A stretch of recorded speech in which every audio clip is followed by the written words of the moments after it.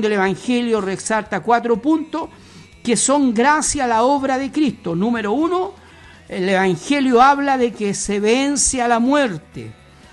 Número 2, se vence al pecado. Número 3, se vence al diablo. Y número 4, se vence toda enfermedad. La muerte fue vencida en la cruz, el pecado fue vencido en la cruz, al diablo se le venció en la cruz y también en la cruz se vence toda enfermedad. Y ese resumen lo tenemos, repito, cuando se predica el Evangelio, Marcos capítulo 15, Marcos capítulo 16, versículo 15, lo voy a leer por tercera vez. Ir por el mundo y predicar el Evangelio a toda criatura. El que creyere y fuere bautizado será salvo, mas el que no creyere será condenado. Y estas señales seguirán a los que creen. En mi nombre echarán fuera demonios, hablarán nuevas lenguas, tomarán en las manos serpientes, y si bebieren cosa mortífera no les hará daño. Sobre los enfermos pondrán las manos y estos sanarán. Esto entonces se provoca o se produce en la predicación del Evangelio. Ahora Pablo le explica a los romanos, y hoy nosotros lo estamos explicando aquí en esta mesa de trabajo, en la alturas de Coya, en el 107.9 y a través de la aplicación. Leo lo que dice Romanos capítulo 1, verso 16, porque no me avergüenzo del Evangelio, porque es poder de Dios para salvación a todo aquel que cree, al judío primeramente y también al griego. Porque en el Evangelio la justicia de Dios se revela por fe y para fe, como está escrito, más el justo por fe vivirá.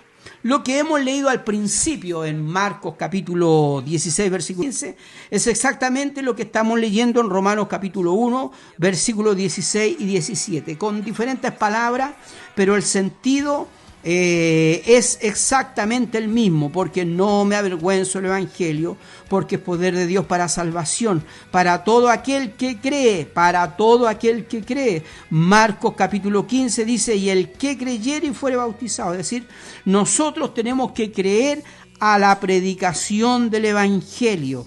Hay varios por qué.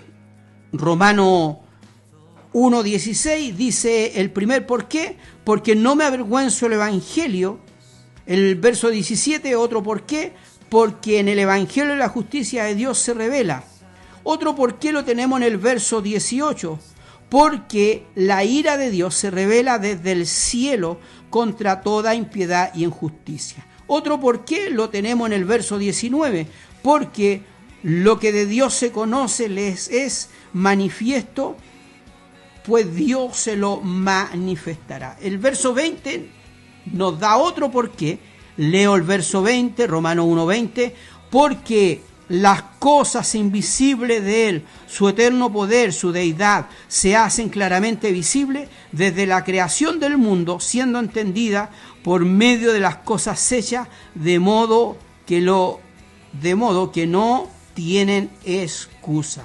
Pues habiendo conocido a Dios, muchos no le glorificaron a Él como Dios. Entonces, hay estos por qué tiene que ser predicado el Evangelio, por qué tiene que testificarse. Los por qué aparecen en Romanos 1.16, Romanos 1.17, Romanos 1.18, Romanos 1.19 y Romanos capítulo 1, versículo 20. Entonces, nos damos cuenta la importancia de la predicación del Evangelio, porque el Evangelio son buenas noticias, son gratas nuevas de salvación, porque el enfermo, si cree, puede ser sano, porque el atribulado, si cree, puede ser libre, porque el pecador, al escuchar y cree, puede recibir el perdón de sus pecados, porque a la predicación del Evangelio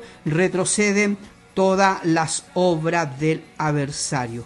¿Es el Evangelio que predicó el Señor Jesucristo? Sí. ¿Es el Evangelio que predicaron los primeros predicadores al comienzo de la iglesia? Sí. ¿Es el mismo Evangelio que se ha mantenido durante todos estos siglos?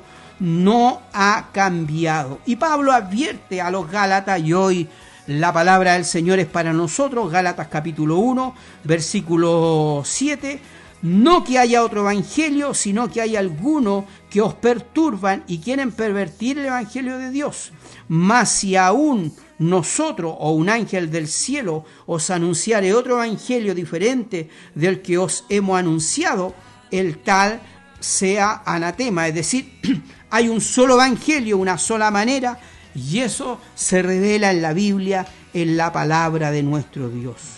Si nos damos cuenta y miramos a nuestro alrededor, hay muchas religiones que predican a Mahoma, que predican a Budas, se levantan profetas como el Ayatollah, hombres que se levantan de alguna manera poniéndose como ejemplo, pero el cristianismo tiene un solo modelo, y el cristianismo, aleluya, se basa en la predicación, en lo que Cristo enseñó. Nuestro mensaje es cristocéntrico. No nos centramos en los hombres, porque nosotros los hombres nos equivocamos, estamos llenos de errores, ofendemos, cometemos pecado, no estamos a la altura de Cristo, y Cristo es el mediador. Cristo es el que murió en la cruz, el que resucitó, y es el que viene por su iglesia, y ese es nuestro mensaje.